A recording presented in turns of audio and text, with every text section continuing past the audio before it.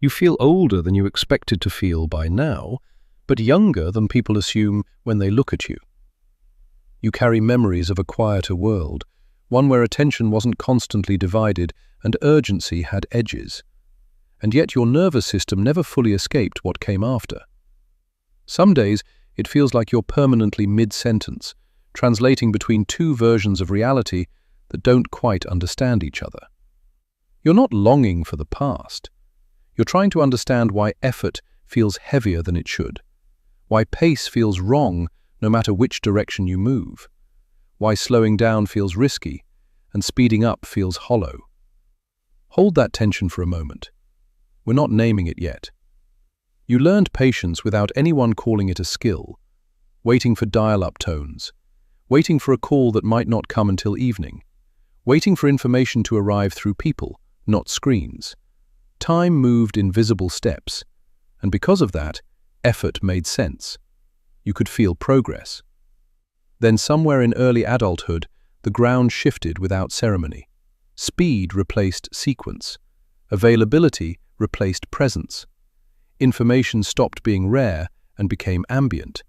Progress stopped being linear and became scattered across tabs, feeds, and expectations. And you adapted, because adaptation was never optional.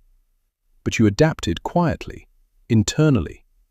You learned to function in systems that moved faster than your values. You became competent in environments that never paused long enough to feel coherent. At work, you're expected to be fluent in new tools, while carrying responsibility for outcomes that still take time.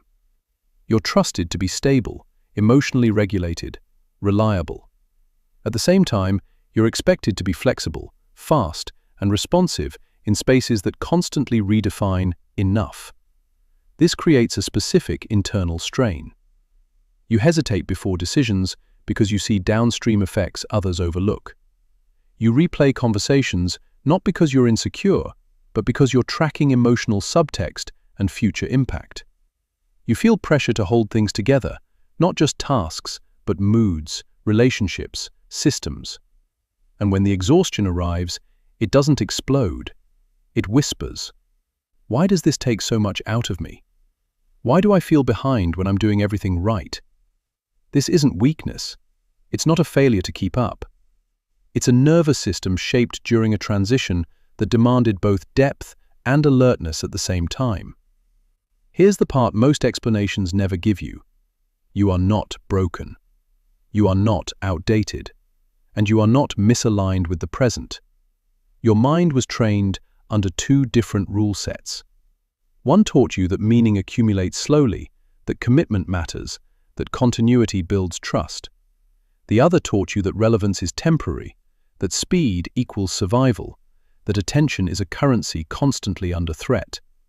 Holding both doesn't make you confused. It compresses you, like trying to store two operating systems on the same hardware. Your brain isn't malfunctioning, it's integrating. But integration requires energy, and when it happens continuously, without rest or acknowledgement, it feels like a vague, persistent fatigue that no vacation quite fixes. What you interpret as internal conflict is often your nervous system doing advanced work without a language to describe it. And when work goes unnamed, it gets mistaken for failure. The brain doesn't experience life in decades or generations. It experiences environments through prediction. Its primary task is to answer one question over and over again. What should I expect next? When the environment is stable, the brain conserves energy. It predicts accurately and rests between moments. When the environment changes rapidly, prediction becomes harder. The brain compensates by increasing vigilance. During your early development, effort reliably led somewhere. Information was limited, so it carried weight. Waiting wasn't empty. It was part of the process. These conditions shaped a nervous system that trusted sequence. Then, before those predictive models could fully settle, the environment flipped. Information became endless. Feedback became immediate. Social comparison became constant and ambient. The brain doesn't like unpredictability, so it adapts by staying online. The prefrontal cortex remains active longer, scanning, planning, anticipating. Over time, this creates a mind that is excellent at pattern recognition and poor at true rest. Here's a simple way to see it. Imagine your mind as a bridge, one side anchored in slow, analog certainty, the other in fast, digital volatility. You're standing in the middle, constantly adjusting your stance to keep both sides stable. Those micro-adjustments never stop. That's why rest doesn't always feel restorative. That's why silence can feel uneasy instead of soothing. That's why even when life is objectively stable, your system doesn't fully stand down. The issue isn't that you're on the bridge, it's that you've been standing there without ever shifting your weight. Change doesn't begin by fixing yourself. It begins by reducing friction. The first principle is externalizing time. When timelines live only in your head, your brain keeps simulating the future. Working memory stays engaged, and the stress response hums quietly in the background. Writing timelines down isn't about productivity. It's about containment. When the future is placed outside the body, the brain receives a signal that prediction is no longer required. Energy reallocates. Presence returns. This is why even a simple list can create a subtle physical release you didn't expect. The second principle is reducing input quantity, not curating it perfectly. Your brain evolved for scarcity. Every new piece of information triggers evaluation, relevance, threat, action. Too many inputs keep vigilance switched on. Reducing the number of streams, especially at the edges of the day, allows the nervous system to downshift. When you stop consuming information at night, sleep improves not because you relaxed, but because your brain stopped scanning for what might change while you're unconscious. The third principle is restoring sequential focus. Task switching fragments dopamine release. Completion restores it. Your nervous system learns satisfaction through sequences. When you finish one thing before starting another, even if it's small, you're not being inefficient. You're restoring a reward loop your brain recognizes as safe and meaningful. Multitasking feels productive, but it often leaves you unsatisfied because nothing truly ends. The fourth principle is renaming your tiredness. Exhaustion isn't one thing.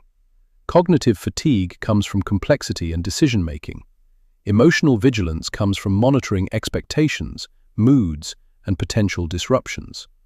When you name the correct state, you engage metacognition. The brain regulates better when it knows what it's regulating. Simply recognizing that you're tired from holding things together, not from doing too little, reduces internal resistance. All of this resolves into one simple understanding. You are not behind time. You are a translator. Translators don't rush. They don't shout. They listen carefully, then choose what preserves meaning. Your mind is built to bridge systems, to hold context across change, to sense what gets lost when things move too fast. But that capacity only works when vigilance is lowered and coherence is restored. When time is externalized, inputs are reduced, sequences are honored, and internal states are named accurately. Clarity returns, not as nostalgia, as alignment. And alignment is what your nervous system has been quietly searching for beneath the fatigue. You don't need to become faster to belong. You don't need to optimize yourself into numbness. You don't need to compete with a pace that was never designed for integration. You need space to stand where you already are, on the bridge, with both worlds visible, without gripping the rails in fear. When you stop trying to outrun time, something unexpected happens. The pressure eases, the body softens, the mind steadies, and a quiet realization surfaces, not as motivation, but as truth. You were never late. You were early for a kind of balance the world is only beginning to learn how to hold.